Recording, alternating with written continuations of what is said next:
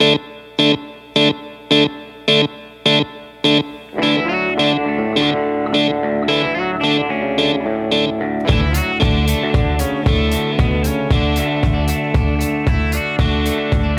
dear listeners. I'm here with, we're here in Scotland. Yes. Look at that. Woo. With Jason, Jess, and Darren McCormick of Lochlea Distillery. We are sitting in, we're not sitting, we're standing. No, we're not. We're standing, where are we, Darren? So currently we are in our grain shed where we store our harvested barley, ready to be sent for malting. Okay. So Yeah, it's just like two mountains of barley. yeah, so if you'd been here last week, there would have been sort of two bigger mountains, and then a few months prior to that, there'd have been three mountains. So we roughly harvest about 600 tons of barley, roughly, depending on the harvest and the quality of the harvest. So it's all stored in here. Mm-hmm. So we bring it off the fields. It comes off the fields at sort of 19-20% moisture content. Okay. So we run it through our grain dryer, which is the other side of the wall here. Okay. And that brings it down to about sort of 12% moisture content, which is ideal for storing the barley. When it comes out of the grain dryer, it sort of shocks it into sort of dormancy again. So we have to allow it to break dormancy. So from harvest time, which is roughly August, we're sort of about 3 months to 4 months before we can start to think about sending it away to be malted. Oh, okay. But prior to that time, we will be sending samples to the maltsters, and they'll sort of monitor the sort of breaking of the dormancy. Because initially it'll start off sort of water sensitive, so it can't be steeped, otherwise it'll drown and things like that. So the grain will drown? Yeah, so it just won't perform. It will just drown because it's water sensitive. So what they do is they put it through sort of various sort of depths of water during the sort of mini or micro maltings that they do at the maltsters, and then that'll sort of for a certain period of time as well, you'll start to see it sort of, I guess, breaking dormancy. Breaking dormancy, look at that. You can be around this industry. How many years? 15? 15th birthday year? Yeah. Breaking dormancy is a new one. That's fantastic. So when you're talking about not storing it at 17% moisture, but bringing it down to 12, what would 17% do in storage? So that would encourage... there'd be excess moisture, which would encourage mould. And start to get your sort of pests. So you start to get things like your foreign grain beetles and we kind of unwanted insects and stuff like that. They feed off the mould. So you've got to have a sort of a balance point, I guess, where your moisture content is. And it's the same way when you malt the barley, you've got to bring it down to the sort of 4%.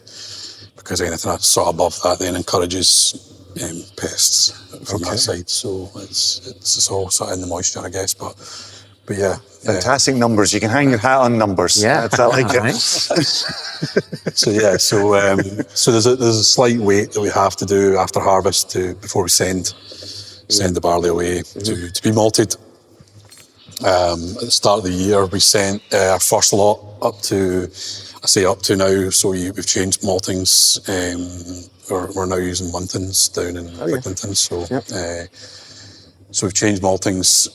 So we're sending it down there, they'll malt it, they'll store it first down there, and then we call it back when we need it. We've got storage for about 40 tonnes of malt here. And we'll typically send down about 170 tonnes of barley, which will roughly translate to about 140 tonnes of malt, because you'll have sort of screenings, so you'll have losses from screenings, from other things, and as well as that, you'll have the loss from moisture. So you're bringing it down from your 12% to your 4%. So you won't get 170 tonnes back. You'll typically get about 140 tonnes of malt.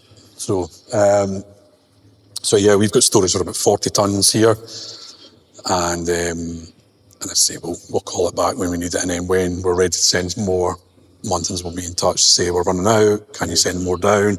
We'll send it down. And so actually last week we sent our second batch down. So if we're looking about approximately half of what you had in here to begin with, how long will this remaining half live here? Yeah, so this is quite critical because although you'll see we're prepping for sowing just now, so you can see the seed. Okay, that's the back fertilizer. Yeah. And first thing we're going to do is plough, which we're just waiting for a bit more of a drier spell so we can get the plough into the ground. But yeah, so the how long this sits is quite critical because we have to have this empty by the time we harvest in August again. So we get to a point where it gets quite tight, it gets quite close. So fortunately our maltsters are quite accommodating, and they'll take loads before they actually need it, so that we can empty the shed for harvest time. Nice. And that's the kind of key for us. The other things we do, and we have done, is we've done sort of trials of malting, floor malting in this. You may have seen that. So in this building, so when it's a lot emptier, we'll take some of the barley and we'll it's a very agricultural way of doing it, but we'll use sort of draft trailers. We'll seal them up so they're just about watertight, and then use them as steeps. And there's a neighbouring farm who's got a drying floor, and we'll use his drying floor as a sort of kiln. And then we'll bring it back, and that's our floor malted barley. And it's been interesting to do that. Because one of the things that John Campbell brought in was to sort of trial this and see what we could do and if we could do it, and how it would look from a spirit point of view as well, because the spirit is very different. Is it? I'm sure you'll have tried floor malting versus. Tasted a wee bit of it, yeah. And it's amazing how different it is, just from a more natural sort of, I guess, process. So it's something we're considering here heavily to do the floor malting eventually. We're just trying to see how that looks. And would that just be for a portion of your output? Would that be moving to a larger percentage? Probably, if we're starting from scratch, we would probably look to do it as full. Look at that. You know, the full. That'd be really cool, yeah. Full whack, and sort of close that loop. Of growing on barley and then also malting our barley, so that would be the utopia, I guess. Wild, yeah. How much space would that take up to build your own whole floor? Yeah, so we would, I guess looking at it, we would sort of bolt onto the shed. Yeah. So there would almost be we would move these bays, I think, and use the storage at this side, and then have a sort of through sort of door going through here, almost L shape onto the car park. Okay. And that would be our germination floor, and then there would be the steeps and the kiln or grain dryer, or whatever route we decide to go down. And that would be the sort of how it sort of looks in my head anyway. Digging too deep into it, but and what it's doable. It's just that it would be a lot of work, extra work and labour. But what's the biggest difference that you're finding between what you're bringing in your own floor, like in terms of the taste and the profile of the liquid, it's a lot more oily. I think because the floor, it does retain a lot of the oils within the malt as well. So it's a lot more of an oily spirit. There's a lot more fruit coming through. It's an interesting one. I might have a sample in front so you can nose of it. So it does make sense. But then the other side of that is that if we were to do a floor malted full time, then we're going to have to think about how we then accommodate that liquid into the Lochlea, because we've started off with this spirit. So it's trying to bring it slowly transition. Exactly that. So it would be these would be the sort of questions, and these are the things we're looking at in a sort of feasibility study that we're doing. So I'm really excited to hear you talking about the floor maltings on the podcast. When Jess and I were here and we're talking with John about it and tasting it with John, that was still very early days and everything was top secret. And so... Yeah, and it's quite difficult not to sort of shout about it. And I think everybody probably thinks that would be the natural route for us. Yeah. In what capacity we do it would be the question. But no, it's grown a wee bit of arms and legs since that last time. I mean, I've been out to, I don't know if I mentioned to you, we've been out to California, went out to Admiral, maltings out in Alameda. Oh yeah. Really cool. Just near St. George's. Yeah, I did a tasting there last year. Brilliant. So if you get a chance to go to the maltings, it's really cool. Cool setup. What we were really interested in investigating there was that they have a cooling floor. So they've got a cooling loop within the floor. Okay. Because obviously they'll have the heat that they have to work on. So they've got this cooling loop that they turn on so it can cool the bar. Because one thing when you're floor malting is it very quickly runs away. If it gets too hot, it runs away quite quickly. So you've got to really control the temperature. And they've got this cooling loop. And we thought it'd be quite cool to have maybe a cooling loop and the sort of rare days we do, but also it'd be cool to have maybe a heating loop as well. So in the winter, I guess, of course, you'd have that ability, because historically, what they would do to counter the cold would be to it's a couches they called it. So they just put the piles in big piles that look like couches. They call them couches, I think, and then they used that to generate the heat before they laid the floor. Yeah. So these were things we would have to consider, but that was one of the main reasons we went out there to sort of investigate that and to see how that worked in their settlements. Very simple actual thing. So it has grown arms and legs since the last conversation, and it's something we're really considering more and more, because it just does make sense. So we'll see.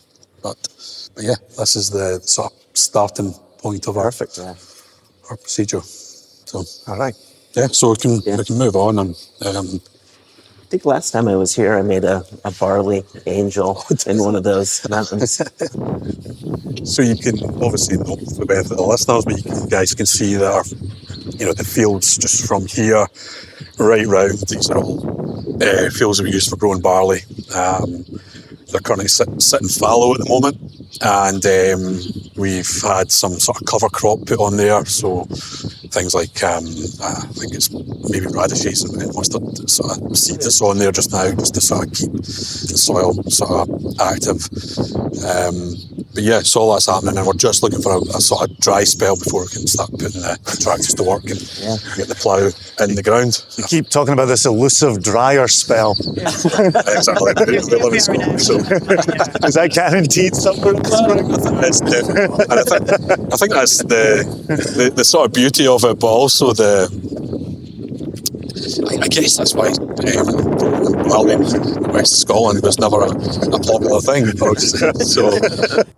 Just a little note here for the listeners. The wind really picked up here, so I had to edit out some of the audio. You simply could not hear what we were saying, but we started to walk toward the distillery, and we stopped where they've got some of the malt bins. And here's where Jason starts to ask how some of that malt is then moved around. Fancy little tote bins. So there's about 700 kilos in these, and we have two of them, so we just alternate. A lot of distilleries mostly have their sort of grain storage within the distillery, so it's easier to transfer, but we don't. So we use these bins, and we just alternate as and when we're milling. So the forklift will bring the malted barley to the mill. Yeah. And then this is us walking back towards the main building. Yes. Where that forklift would drive that barley. Where the forklift would very carefully drive. Slowly, very slowly. Very.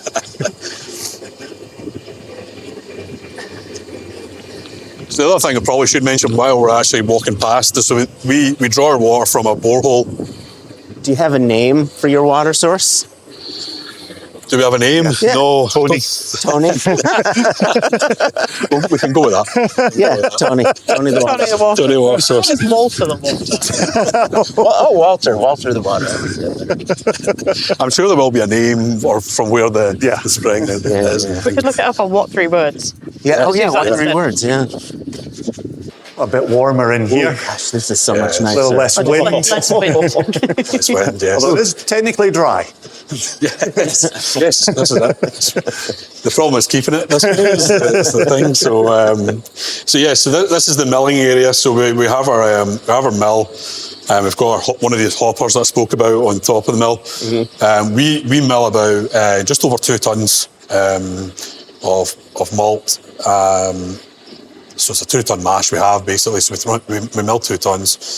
The grist is stored in here. Once it's milled, we're typically looking, and it's nothing different about what we do, but we're typically looking for about 70% grits, 20% husk, and 10% flour, which is pretty standard. Yeah. Because of the way that this mill works, it's quite violent, but it shakes around quite a lot. So we do have to keep an eye on the adjusting levers and make sure the rollers are at the correct setting. So we do a mill check every week. And as well as that, because our barley is toll malted, so it's not commercial, there's a chance that from batch to batch it can be different. So each batch we get in, it's good to do that. So do that check and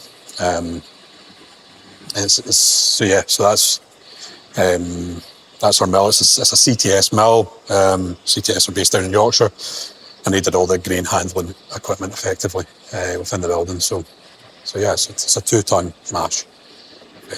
So given all the tours we've done, the listeners have done, and you see the Bobby mill and the classics and all that, is this what we would call a modern mill? Are you going to tell me something silly like this is 50 years old or 70 years old? No, far from it. 8 years old. There you go. There you go. So no, yes, I would go along with that. It's a modern mill. There you go. I like that it's still from Yorkshire. Still from listeners from this podcast will not have strong feelings about Porteous Mills. So, the fact that I now know that CTS is still Yorkshire set me at ease a little bit. The important details. Right, it's very important. If you come from Porteous land, you have to make sure Porteous is promoted everywhere. I mean, that's famously why I don't drink Glenfarclas, because they have a Swiss mill. So, There you go. So that's what makes that's not that's what you makes the drink it, difference. but yeah, it's a Swiss mill. And when it's fancy, it's got all these extra gadgety things. And when you first see it, you're like, that's not a Porteous mill. What is this? I just love you famously not drinking Glenfarclas. Like, please. I'm pretty sure there's people saying absolutely. That's not true. Sometimes people who listen to the podcast write in and they'll correct us. So there are people I've drunk things, including Glenfarclas with, who I'm sure will be shouting at whatever device they're listening to. We've selected. Yeah, and casks we've selected. So there's nothing too fancy or too sort of different about what we do, sort of milling wise. So pretty standard stuff. So we can head up into the distillery.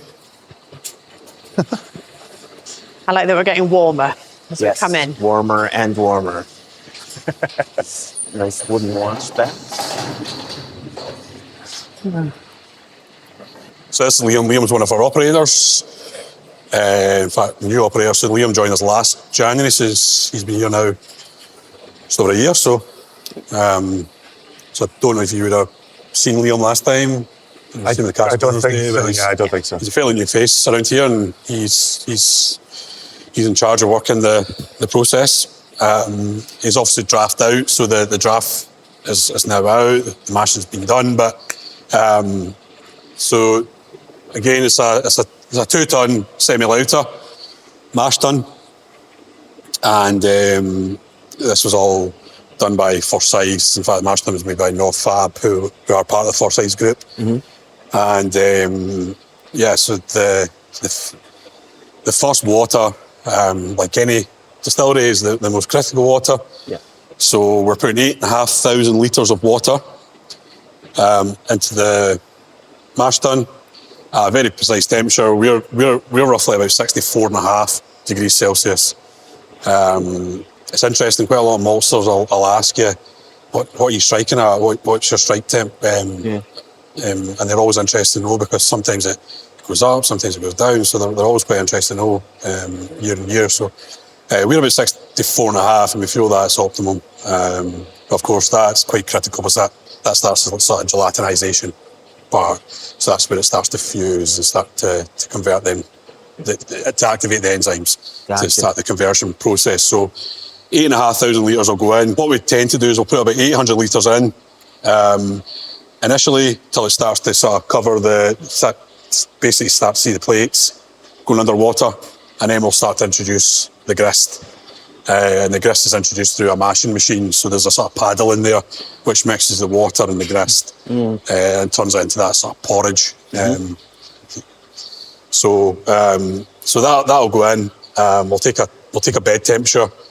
So the bed temperature, basically put a probe in just to check the temperature of the bed to make sure that the temperature's still at that 64, 65 mark, where we're allowing that sort of fusion to happen, that sort of conversion to start happening. And we'll just simply leave it for about an hour before we do anything else. After an hour, we'll crack the underback, so we just gently crack it, allow it to sort of fill in. Okay. And then we'll start the process of recircling, so we'll basically drag it from the bottom to the top. We'll do that for 25 minutes, and that sort of sets the bed. Also promotes clarity in the wort as well, because we're looking for fairly clear worts. So we'll do that for 25 minutes. And then we'll start to drain that wort into one of our 6 washbacks. Depending on what it's like outside, so depending on the time of year, I guess, we'll set the cooling temperature. So in the winter, we'll sort of bring it in a little bit hotter, because we know that it's going to be quite cold in here overnight. So what we want to do is we want to sort of balance that sort of yeast pitching temperature, so that the yeast it works. In the summer, we've got to do the opposite. We do it a lot cooler so that the yeast doesn't overheat. Yeah. So the other thing as well is because we've got stills in here as well, so it does, and certainly in the summer, it does promote a really hot atmosphere, and it's been about 40 odd degrees in here, Celsius. Listeners, in here at times is really quite uncomfortable. So we do have to factor that into our pitching sort of temperature. So we have the ability to do that and control how cool the worts is drained through. But as I say, we'll drain that into one of our 6 washbacks. That'll go on for about an hour. And then we'll add a second water. Now, the second water is what we call sparged on top. It's roughly about 4,500 litres, but this time we increase the temperature up to 85 degrees Celsius. The reason for that is the conversion has already happened, so the enzymes have already activated. What we're trying to do is we're trying to rinse the residual sugar off. Okay. So that's why it's sort of sprayed on top, so you're trying to rinse that residual sugar. Of course, the most concentrated sugar will be in the first couple of waters, first sort of water rather, and then the second water will sort of rinse that residual sugar off. Okay. Again, once that'll take about an hour to go on. Once that's drained, we're aiming for about 10,000 litres of wort, roughly. What we do is we do actually set, so we're looking for an original gravity, an OG of about 1061.5, so 61.5. So if it's over that, we'll add more to dilute it down. We feel that's sort of optimum sugar content for the yeast. Yeah. I think if you have too much sugar, the yeast can sort of almost get lazy, I guess. Too much of a good thing. Yeah. And then if there's not enough, it kind of stresses out. So you've got to give the yeast the optimal conditions to operate. So we're taking about 10,000 litres. Once we've taken that, we'll add the third water in. Third water's about 6,500 to 7,000 litres at 85 degrees Celsius again. And of course, as you'll all know, that will be drained off back into our hot liquor tank to be used as the first water in the next mash. Just for some listeners who may not know, you mentioned, trying to target a clearer wort before you go into fermentation. Can you explain why you would want a clear wort rather than a cloudy wort? What's that aim? So the simple answer is fast maturation. So early maturation, I guess. It was sort of Jim Swan's something, because Jim Swan was operating a lot of the newer distilleries. He wanted to have a sort of he designed a spirit, I guess, to mature and be released early. So the idea would be that your clear worts it wouldn't bring too much of the funkiness through. So it would promote a really fruity, clean spirit at the end, which would then mature quite well, because there wouldn't be a lot of funky notes coming through in the spirit. It would need to be matured out like a later date, I guess. So the downside to that type of spirit is actually that it becomes quite vulnerable because it's too clean. So it becomes vulnerable to longer term maturation. So then you have the issue where the barrel can then take over. So what we did, actually, and it's a good point, we used to in the first few years under Malcolm, we used to do two types of spirit.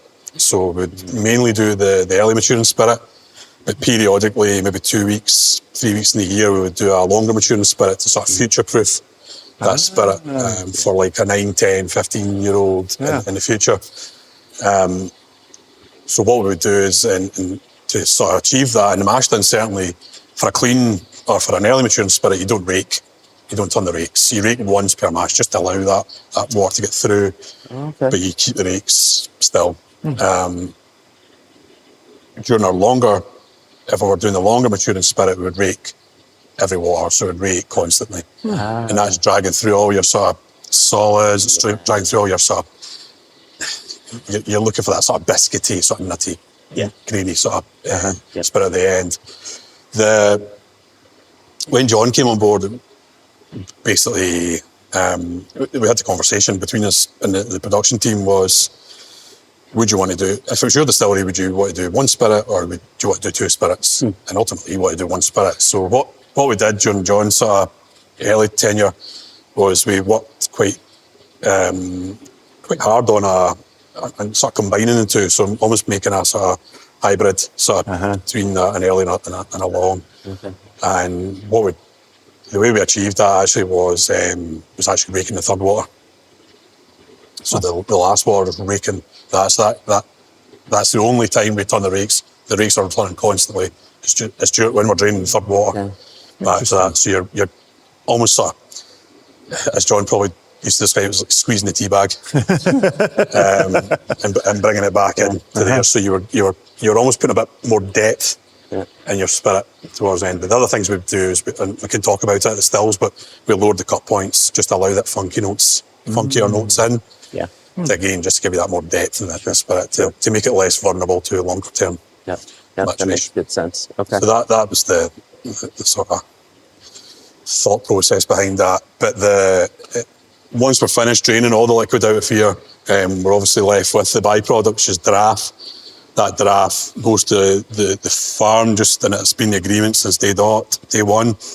The farm just down the road, actually, he takes that and uses as cattle feed, and that sustains his cattle throughout the winter and stuff. So again, probably not a lot different about that side, but a lot. It's interesting because a lot of companies are actually taking draft to be used as to convert it into biofuels and all that. Because you've still got that sugar there. That's one of my favourite on my distillery tour bingo cards. I love me a happy cow. And now that loads of distilleries are starting to talk about biofuel, the happy cows are no longer happy cows, they're sad, hungry cows that were burning their dinner to make fuel instead. It used to be every time you did a tour, it'd always be when you said that the draft went to the cow and like drunk cows. So every time, always one person, drunk cows. No alcohol at this point. Jess and I were eyeballing each other there, waiting on the happy cow delivery. I was waiting for one of us to be like, happy cows.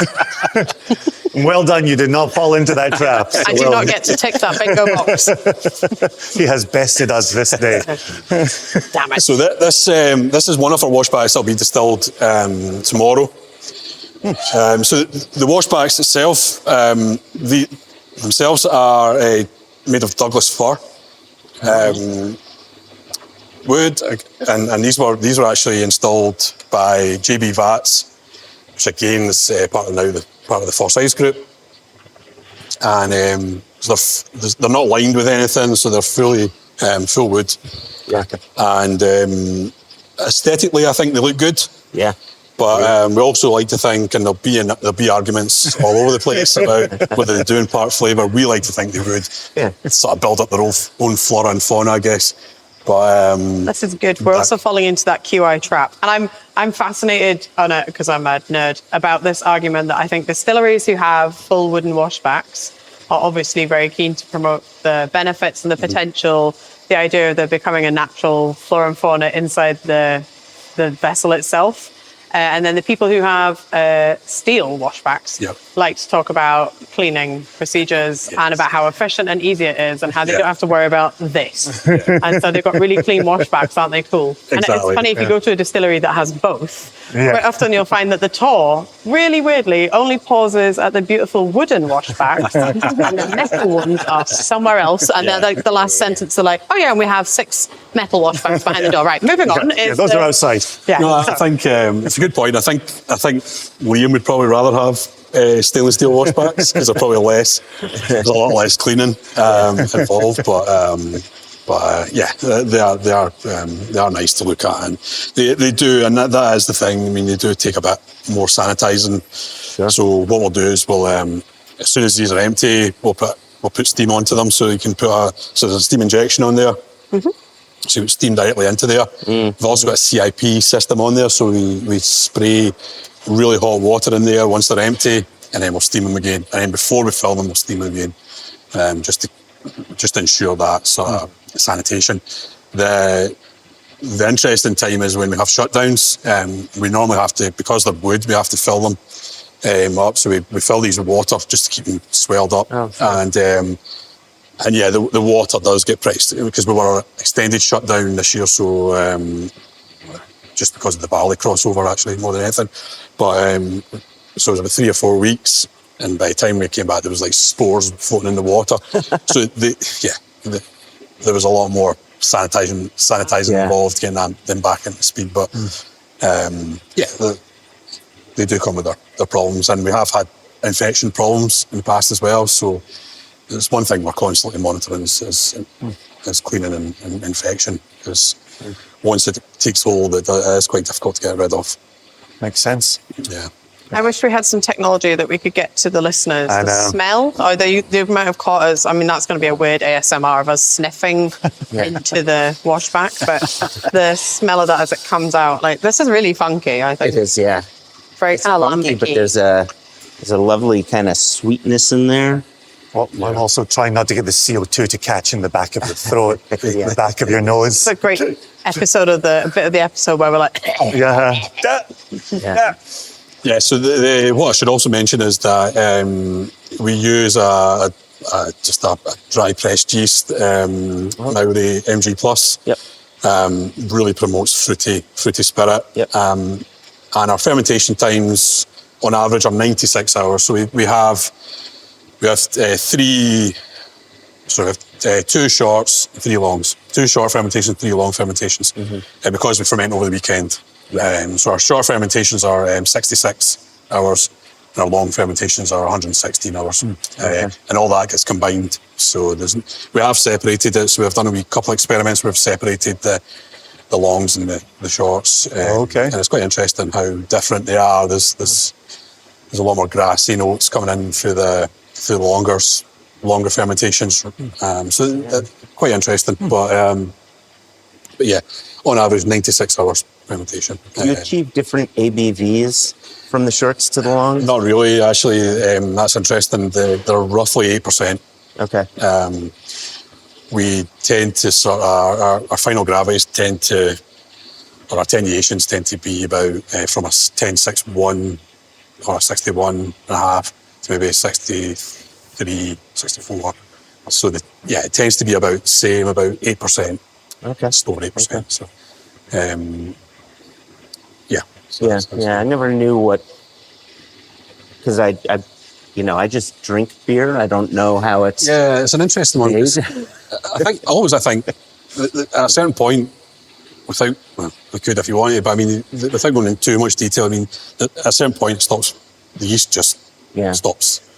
consuming the sugar, and that's the idea. So once the sugar's gone, it just sits there at that. So at that point, it's then starting to create flavour. So it's, as the yeast cell dies, it sort of splits open and releases the esters and all these kind of things. So, so I guess at probably the 6 to 6 hour mark, it's probably stopped fermenting. It's now starting to put the flavour. So the longer you're sitting, the flavour's starting to adjust.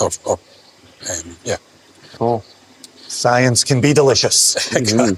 Yeah, they don't teach you it like that at school. I'd have paid a lot more attention, I think. Now, kids. One day you'll get to drink all of this and it will be delicious. You could not have drunk more beer at school, Jess. Let's not lie to ourselves. Daily ration. In Yorkshire. Of course. Down pit. So, these are the stills. So we've got 2 copper pot stills. Yeah. We've got a wash still, so roughly 12,000 litres, and a spirit still, roughly 7,000 litres. So we charge our wash still with our wash, and we're turning the steam on. So we've got steam pans in here. Some stills have steam coils. We've got the sort of series of pans in here. The pans will start to heat up the wash to around about 90 degrees Celsius. At that point, the alcoholic vapour will start to rise up the neck, down the line arm, through the condenser into our low wines bowl, and that's roughly about 40% on average, I think. And again, another thing was quite interesting. We used to just run once the still, because the thing you've got to watch about with the wash still is because you're boiling a beer, it's going to foam up. So that's why you've got the windows on these stills. Sure. At that point, when you've got 2 sort of warning signs. If it rises above that window, if it's rose above the other window, you need to start acting quick to get that steam turned down. Because what will then happen is they'll just carry over and then just make a mess. So what we used to do is, once we had the still under control, we used to just run it full whack or full speed. And I don't know, there's no real sort of reason behind why we did it. We just did it. And when John came on, again, another thing was just, in summary, when John came on board, we dug in a lot more of the details of what we're doing rather than just doing it. So John felt if we ran the wash still just a bit slower, we're going to hang on to because it's quite interesting. You sort of get these at the start of the wash run. It's not particularly nice, but or the low wines run rather. You do get a lot of the grassy notes coming through. It's still quite fruity, and at a certain point, then you start to get a burnt rubber smell. And so what we thought was, if we can hang on to that sort of grassy note or the fruity note as long as we could, until that sort of burnt rubber smell came in, then we would just run out of that way. And we felt the spirit would benefit from it, and we feel it has, I have to say, just hanging on to that for longer. So it runs fairly slow for about 4 hours, roughly, and then we'll run steam up. Because otherwise, if you don't get the steam up sort of quick, you could be there all day, because that's the wash still does take a lot longer than the spirit still. So we do have to run up pretty quick. We distill down to about 1.2%. We don't distill down to 0 because it's not energy efficient enough to do so. So what we sacrifice in the yield, we will make up on in energy. That's the theory anyway. Don't know how that's going to go just now with the rise of oils, but that's political. So we're distilling down to 1.2%. We're then left with a pot ale. Pot ale initially goes into our pot ale tank, our internal one, which will be used to preheat the wash in the next batch the next day. So we maintain that temperature. The pot ale will then be sent out to our effluent tanks, and then it's tankered away to a bioplant, and they convert it into a biofuel. The spirit still, so as I said, it's about 7,000 litres, roughly. Not that we charge it to that, but that's the capacity. And it's roughly about 80 degrees Celsius because I guess the concentration of the alcohol is greater within the spirit side. It burns off or starts to sort of vaporise at a lower temperature than the wash, so about 80 degrees Celsius. The alcoholic vapour will rise up down the neck through the line arm. Initially going into our low wines tank as a sort of first run with 4-shot. That runs for about 25 minutes to sort of clear any of the sort of low boiling alcohols, anything like that. And then we'll switch on to spirit. You will notice also we've got a boil ball in there as well, which encourages reflux. We are looking for a fairly light spirit, so again what we're trying to do here is run that spirit slow as we can, roughly about 4 or 5 litres a minute when we're on spirit. So it's really slow, just to encourage that copper contact at all times. And that on spirit, it'll run at about from 75% to 67%. I mentioned it before, it used to be 69%. But we lowered it to 67 just to get the sort of more funkier flavours in there, to allow that depth of spirit to come in. So after 3.5 hours, 67%, we cut back to faints, which is on just now. We turn the still up a lot higher, so it's running a lot faster. And that'll run down to 1.2%, same idea. And we'll be left with spent lees. Spent lees used to be tankered away to a Scottish water plant, but now we have installed, I'm not sure they were here when you first guys came, I don't know, we've got a series of effluent ponds around the back. So spent lees goes around there and it goes through the ponds, and that strips out the sort of, it purifies the water, I guess, and then it goes back into the water source. I'm curious, as you're talking about the lighter spirit in the reflux ball, I'm noticing the slight downward facing line arm here. Are you getting enough copper contact before it reaches there that you're not too worried about? Exactly. So that's why it's key to run the spirit fairly slow. So they're just getting that copper contact, getting that reflux going in there, that turbulence in there, just to strip out all that sort of sulphur before it gets to that point. Of course, we do want some of that, which is why we have the descending line arms. So we do want some of that heavy vapour going through there, but yeah, it's critical that we have that spirit running slow, because as you can see, they're not the tallest of stills, and that's generally due to the building. That was the question. So we're wanting that light spirit, but we have to mitigate that by running the stills a lot slower. Was the position of the roof partly responsible for the angle of the line arm? Partly, yeah. If you couldn't have gone any higher on your condenser? Not really, no. I've also been in a couple of distilleries recently where they've talked about the point of the tour, or where we get to here, where we're looking at the stills and the condensers. I've also seen people talking about very technical grades, TVR and MVR. I only know TVR as a car, but obviously it's to do with like reclaiming the heat and how you circulate that.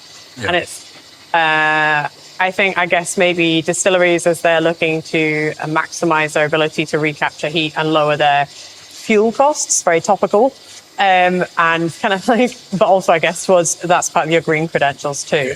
I feel really sorry for tour guides and distilleries who are going to get to the point where they have to pause and explain what this TVR, like mechanical reclaiming of heat, is going to be to people that just want to see some really sexy, shiny stills and a spirit safe.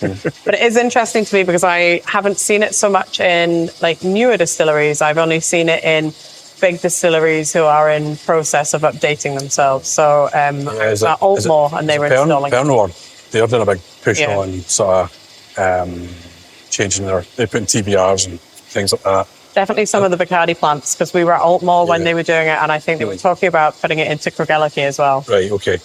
It's just... And I know Lag and Bay are putting the TBR in as well, but I think it's, for them, it's easier to do because they don't have to retrofit. Whereas... Right.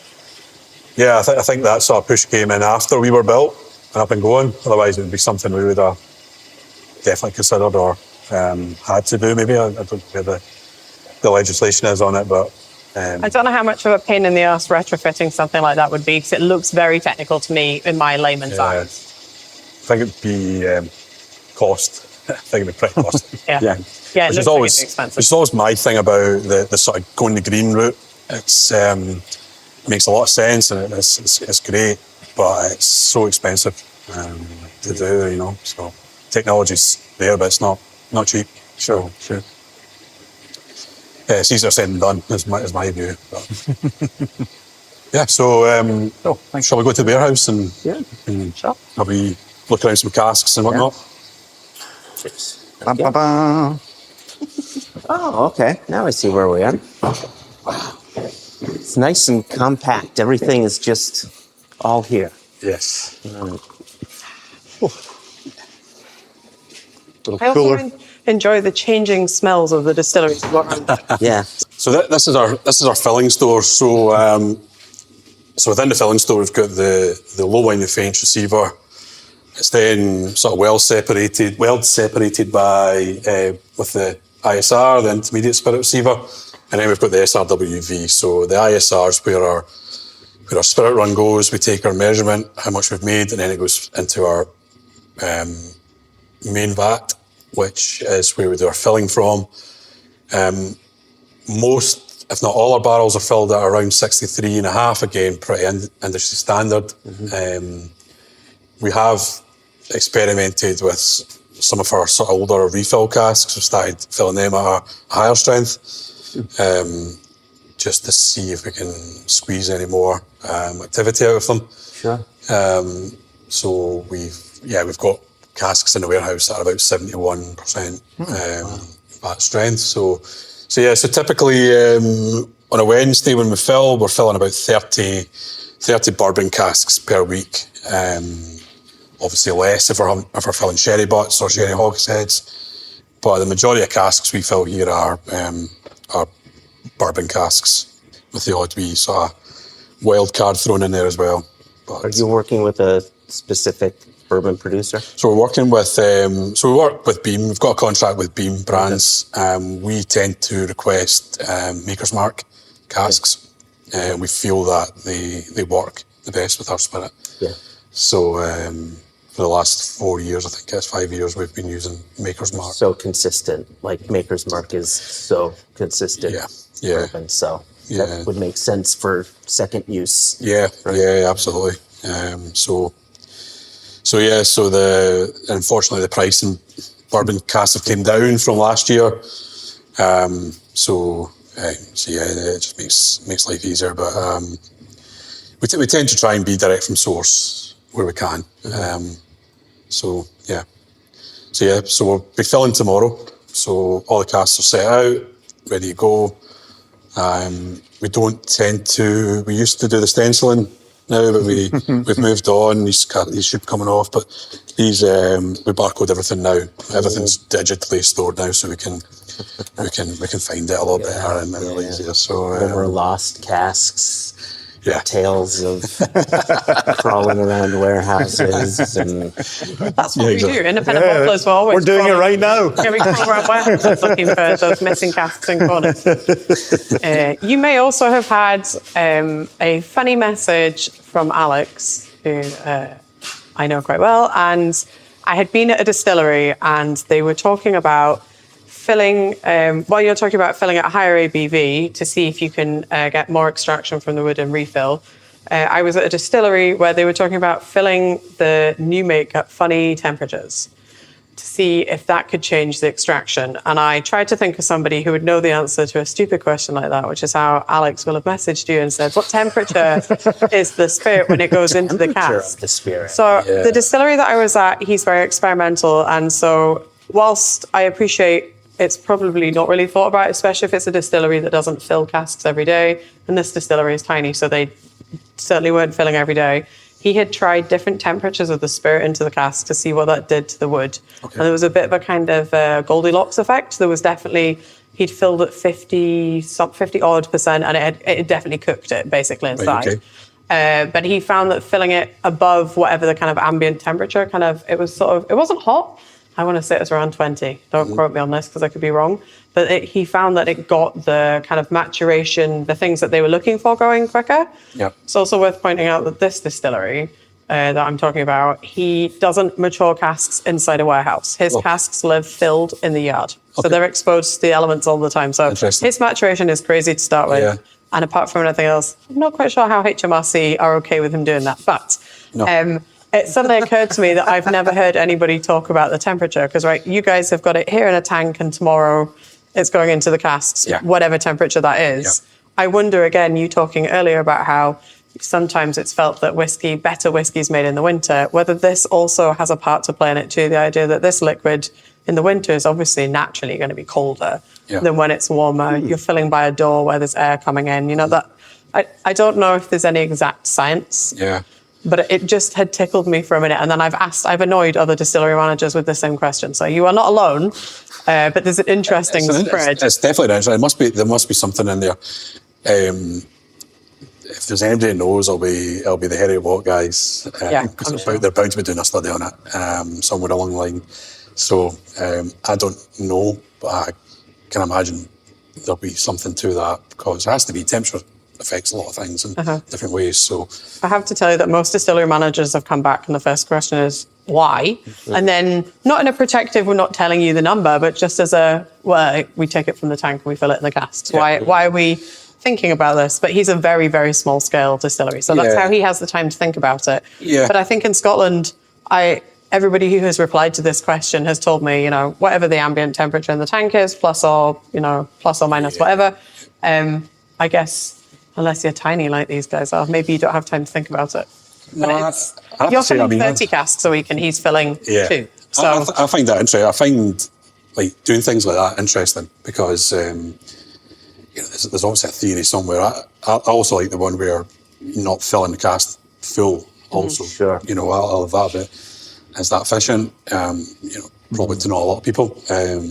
So there's things that, I do like things like that, and just wondering what difference that makes to that and various things. So it'd be interesting to find out eventually what the answer is. He said there was a noticeable difference, and we tried 2 of the casks that had been filled at weird high temperatures, so they definitely were funkier. He said he wasn't necessarily happy with how it turned out, so he wasn't going to fill it at that temperature again.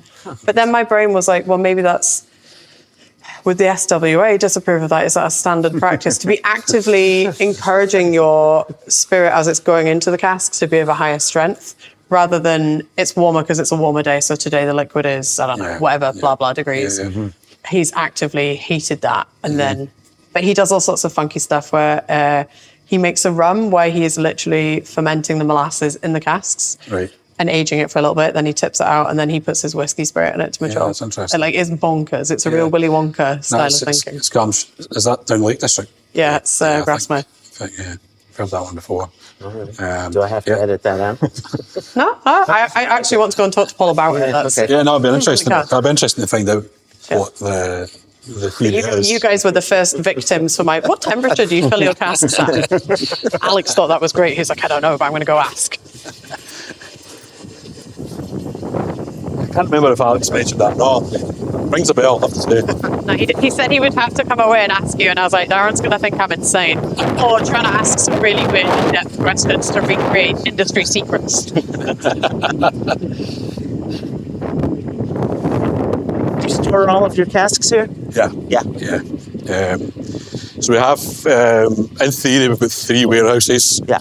So warehouse 1, we've got a warehouse 2, which is not very exciting, it's just palletising. And warehouse 3, this is a new warehouse, which is fully palletised. I'll just grab, the lights are on actually, that's good. Yeah. So this is the original warehouse. This used to be a cattle shed, back when it was a farm. I think it looks much more exciting than a cattle shed now. Oh, I remember this room. Yeah. I love this room. Am I okay to close this door? Yeah, go for it, yeah. Nope, now we're locked in. Yeah, what are we going to do? Womp womp. Oh dear. So there's a bit of tidying up to do it, but so Look at these cute guys. we have, obviously we've got the racking, which is my preferred way of storing. And then we have a dunnage, and then we've obviously got palletised as well, which is probably my least favourite, but in terms of cost and space and utilisation, it makes sense, but just there's various things wrong with it in my eyes, which would be control of your spirit, because if you were to go down to the warehouse next door, you would see that, and you'll have seen it before, where you've got like piles and piles of casks, and you can tell how many casks are leaking when you're back there. So from a control point of view, it's not my preferred, and also you're also losing contact, like spirit contact with the ends as well, because the ends do bring up quite a lot of flavour. The heads bring quite a lot of flavour, so if you turn that cask up, you're going to lose a bit of spirit contact there. So it's definitely my least favourite. As a necessary evil, certainly in the current climate where steel prices are through the roof. So I'd love to be able to rack this full warehouse. I do think there's something romantic and nice about dunnage, but it's a complete nightmare. Fortunately, I'm kind of in control of this now, where we've obviously had, we worked with a master blender before, and if the master blender said, we want cask number 66, we've got a problem, because we're going to have to remove all these ones here. So yeah, there's... You have to ruin the good cobweb work up there. Exactly that. So there's pros and cons. So it does look nice. It's dramatic. Interestingly, this is the first ever filling of Lochlea. So this 29th of August 2018, we filled 29 casks. Notably, there's 2 missing from that stow, and that they were the 2 that were used in the first ever age statement, which is the 5-year-old. So we took 2 of the original filling from there. So as I mentioned, predominantly we have first fill bourbon in here. We do have a lot of refill bourbons, which are very good quality, probably aren't really like refills, to be honest. We got them from Kentucky Bourbon Barrel. So they came from they're not your own refills? No, we have started generating our own refills, but initially we did pack up with some. I gotcha. Okay. With some refills, just to sort of pad the stock out a bit. Yep. Gotcha. But they're really good quality. Yeah, nice. I have to say. Some of them, I think, they're like early times whiskies and stuff like that that's been in them before. So. So we obviously have sherry butts, PX and Oloroso. These were from Miguel Martin. Oh yeah. We've kind of moved away, or moving away from the butts slightly. They're expensive, and they're a nightmare from a health and safety point of view. Just glad nobody from health and safety was watching us put these 3 high in the dunnage. There was a bit of rocking going on the old stows, but we're moving more towards hogsheads for sherry, which aren't much cheaper, but we're going to get to that destination quicker, we feel, with a hogshead rather than a butt. So, how does that lighter spirit of yours play with sherry, especially in a butt size? Yeah, it's interesting. So, like, you may have seen some of our other releases where we've got a super dark, like fallow edition, for instance. The cask strength batch 2. Yeah, so really sort of, we call them sort of Coca-Cola casks, so they're almost that colour. It's all preference. I mean,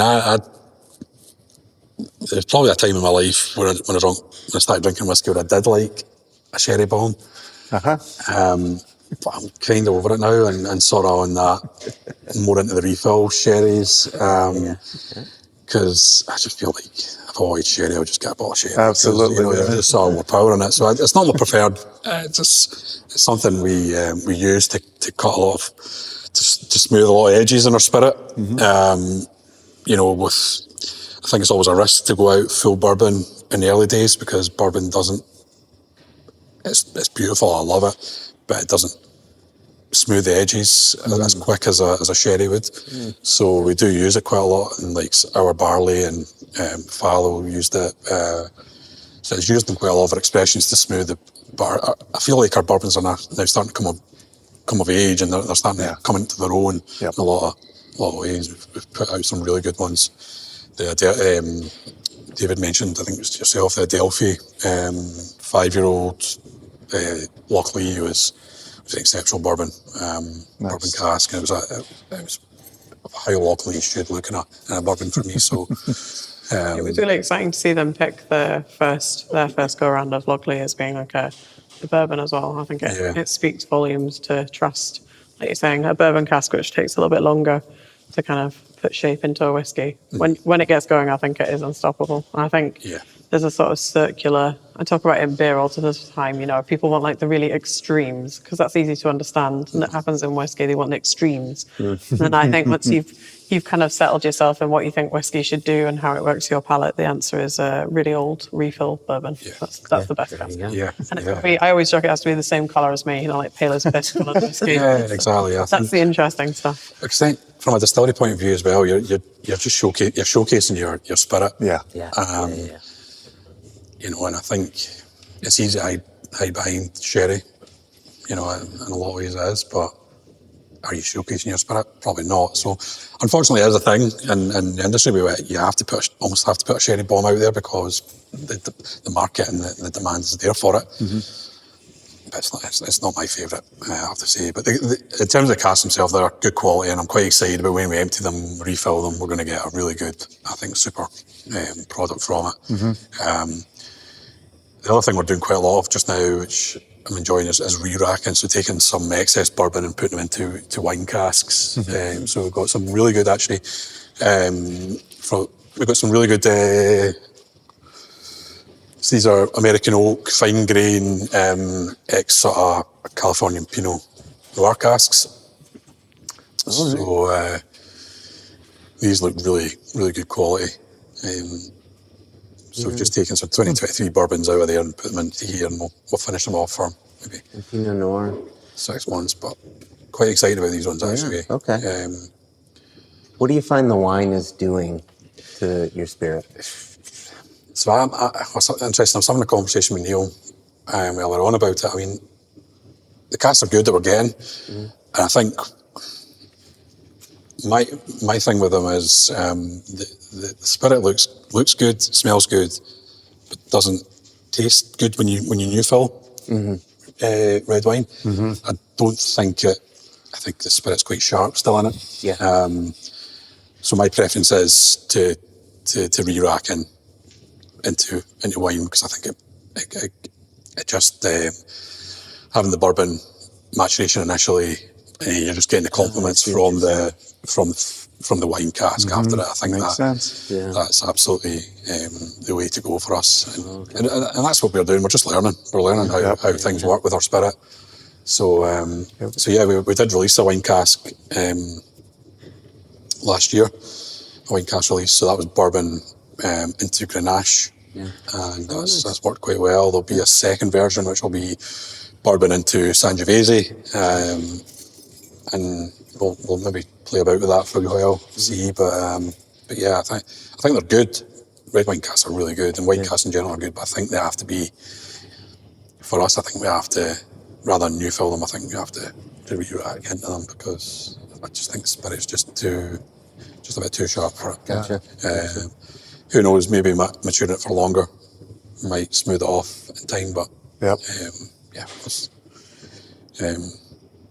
that's one thing I've been finding that with some wine casks, is Glenmorangie's been doing a lot with wine casks, and I find after 6-7 years that wininess kind of, for them, for their spirit at least, goes away, and then all that fruit kind of changes to earthiness, and it just becomes a different animal altogether. So when you talk about, maybe we'll do it a little longer, if it's new fill, kind of be an interesting one to see how it develops. And we do, I mean, we will still new fill, but the majority of what we do when we get red wines is, I think, we'll re-rack and just bulk up our sort of inventory a wee bit. But I mentioned the other thing I mentioned as well, we were short, a few years ago, we were short of sherry fills. So again, we're doing a wee bit of work and re-racking into sherry hogsheads. So there's a lot of spreadsheet works going on just now, so which you're also saving me from. So. The industry slowly avoiding spreadsheets wherever we can. When you're talking about, the sherry bomb, are you playing around with, second fill sherry that you already had it for the first fill and working your way down the line there? So we've not got there yet with it. We have refilled sherry that we've tapped. I think from our point of view, I think what we do, I think there's nothing wrong with the casks, but I think you could almost sort of marry the full-on sherryness out, I guess, with other... A little goes a long way. Yeah. So using it to smooth the edges, but sort of you can maybe just bring a bit more bourbon in there or something else just to showcase the distillate, because at the end of the day, when I go to shows or when we go to tastings, we want to talk about distillate. We want to talk about the sherry that we're filled into. So that's where I'm at with it. But it's but again, it's just learning what works with your spirit. It's good. At some point, before we close this all out, at the very beginning, we started talking about you playing around with floor maltings and eventually getting there. And you had mentioned we have some floor malted spirit, and maybe we can look at that side by side. I'd love to close that loop for us personally, because I'm desperate to just see that, and for the listeners too. So if we can, we can dig some out. Yeah, absolutely. Yeah, it's definitely interesting. You'll straight away you'll know the difference. It was remarkable. We'll do that. Yeah, that's cool. We'll transition there now. Yeah, we'll head over. Okay. Cool. Yeah. All right. Cool. Thank you so much for this really. as well. This has been As we leave the warehouse, we have to shout bye to my cask. Bye. Behave yourselves, please don't leave. It's there somewhere. Please mature slowly. Thank you very much. Is it singular, plural? Carl the cask. Carl the cask. I have not, but maybe I should. Andrew Almeida. Thank you. Carl the cask. All casks' names will start with a C. And they must start with the C. Colin. Chrissy. Carlton. Did you say that? That's not a name. Carlton, yeah, from Fresh Prince of Bel-Air. Oh, yeah. Right. Oh, shit. Okay, I retract that. Apologies. The wind has died down for one moment. Yeah. And that moment has passed. Enjoying how dramatic it was starting to sound in the warehouse. That's me doing an impersonation of wind. Of the wind. When we try to keep it out of the recordings, you're putting it in. Yeah, well, people want it. The listeners demand it. Well, they've written in an act. There you go, sir. What your podcast is missing is wind. All right. Or hot air. I love this Thank you. room. Thank you. I love the warmth of the lights in this room. I like the warmth of the building. The warmth of the building. It's really easy to please. Indoor heat, thanks. So that's the normal spirit and then floor malted Fantastic. spirit there. Nice. Cheers. Thank you so much for indulging us. Yeah. So, Oh, that's nice. And these are both at full filling strength, 63.5? 63. I think it's interesting that the industry has stuck at 63.5. I feel like it's such a weird, clunky number that we should have moved on and made it a... Why not 64, guys? I'll make it 63.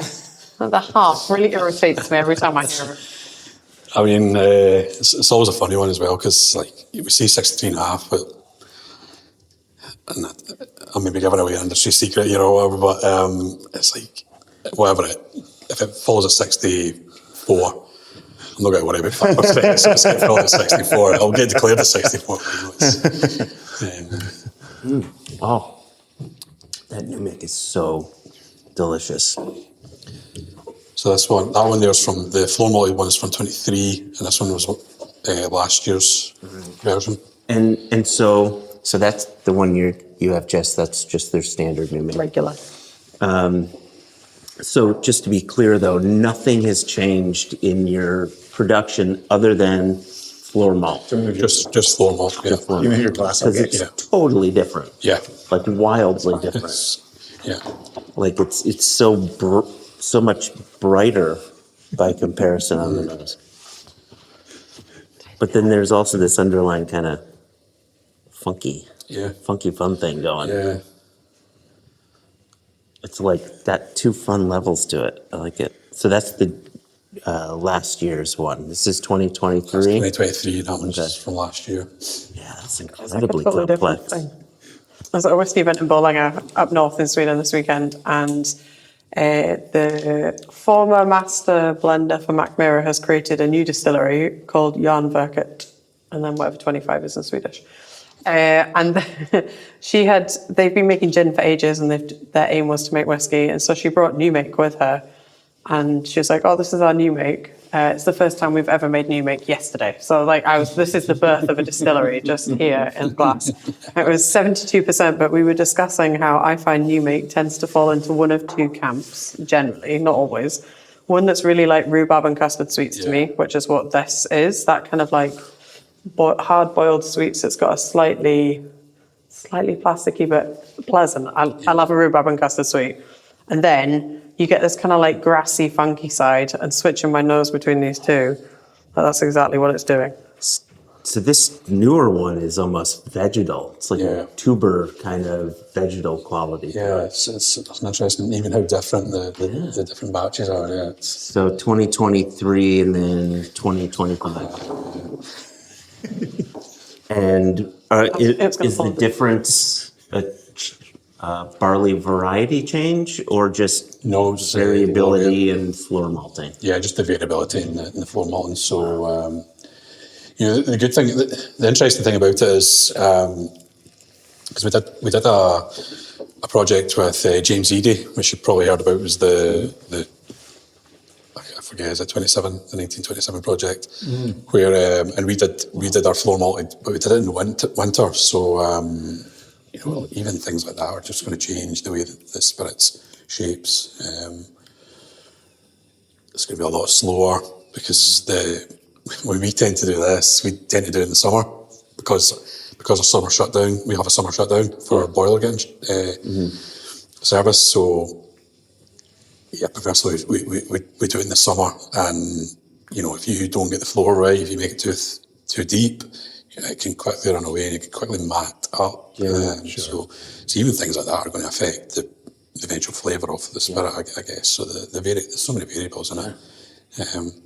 We would have to get to some sort of consistency somewhere along the line, but wildly different. Yeah.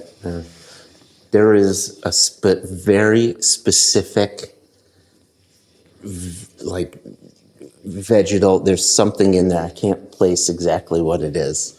If you told me this was like some sort of experimental agave spirit, I wouldn't question it. I'd be like, it's got that kind of like that earthy thing that you can get. Yeah. It's obviously there's no smoke in it, so I wouldn't think of it being like a mezcal, but it's got that very like. When you said like tuber vegetal, I do get that with some tequilas and mezcals. It's definitely got that. It's remarkable, the difference between this and that. It's wild, yeah. Honestly, this could be so to me, I instantly think, well, like what a difference that's going to make to the maturing spirit to be like radically different between the two. So again, you had touched on that when we were looking at the grain. The idea of you've set off on a journey with Lochlea and what the whiskey and the spirit is going to look like, to bring in something like this, which is definitely a completely different speed, I guess. The mixing in of that is smelling the difference there, which this is really helpful for an audio-based format. Check out the colour, Jess. Yeah. I tell these guys off all the time. They spend a lot of time discussing the colour of whiskies as I'm driving my car listening to it, like, I can't say it. It's new make, so it all looks the same. Great. But the difference, I guess, that you could potentially create between the two different styles is huge. Yeah, it's an interesting one. And I think we've not fully decided what we're going to do with the stuff we're maturing at the moment. The easiest answer, I guess, would be, do we just put it out as, without wanting to copy anybody, but like Lochlea, 100% Lochlea, or that side of things, or floor malted. That would be the logical answer. But then, as you say, the larger picture is, how do we then incorporate that new spirit into our old spirit? And that would be where the challenge came. Yeah. So these are all questions that the good news is, I think you had that earlier story, right, where you did it through fallow, and you had the different, not seasonality, but how you basically work your fields, right? And you told that. So there is a way to tell that story as you transition over. Yeah, exactly. Yeah, no, it's a good. I think it's a good thing. It's a good problem to have, I guess. But yeah, it's yeah. I mean, delicious spirits, though. There's no doubt about it. Yeah, really, really gorgeous. Yeah, I love Jess's note on the standard new make with that rhubarb and custard. It's just so bright, sweet, fresh, crisp. Like really tidy new make spirit. I get it a lot, and I think I need to find some scientists to explain why that is. It's either it's kind of rhubarb and custard, or like surplums, or like very hard candy that has that kind of. It's obviously sweet, but there's a sharpness in it too. I'm not sure what it is that's making those flavors. We should investigate. Let's find some scientists who can explain the art of science and that, because it's really common in new make to me, and it does seem to either be it's those sweets, so it's that kind of grassy, funky. And I don't know why my brain picks that up so quickly. It's just, I mean, I can speak from our point of view, we're just looking for that fruit forward that spirit. It was interesting what you were saying earlier on about new makes, and I think it only tells half the story for me, new make. You know, there's so much more to come with it. And I always get wary about judging new make. Like, I'm always wary about it. People judging new make, going, oh, it's a bad new make or it's a good new make, because like, the new make's designed for a specific reason.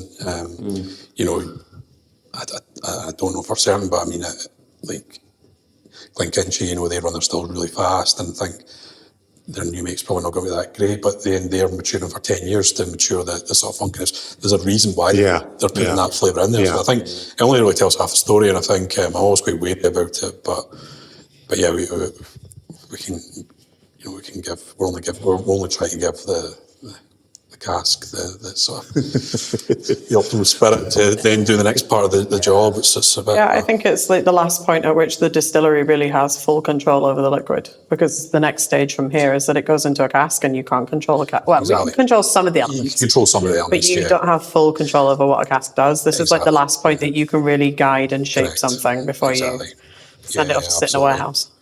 Yeah, no, definitely would agree with that. So, yeah. I think it's so interesting. I think a lot of our listeners may not fully understand because they haven't tasted a new make spirit, or if it's bourbon, you know, White Dog, that this doesn't taste like whiskey. It just simply tastes nothing like whiskey. And then the cask massages it. And it becomes whiskey.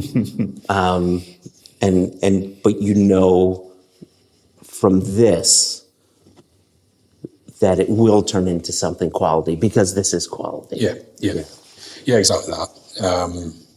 That's it. It's just it's trying to, it's just trying to get that part right to make the good spirit. But then you've got to be mindful of, and we touched on it earlier on. You've got to be mindful of making. We produced an early maturing spirit, but then it was maybe too vulnerable to long-term maturation.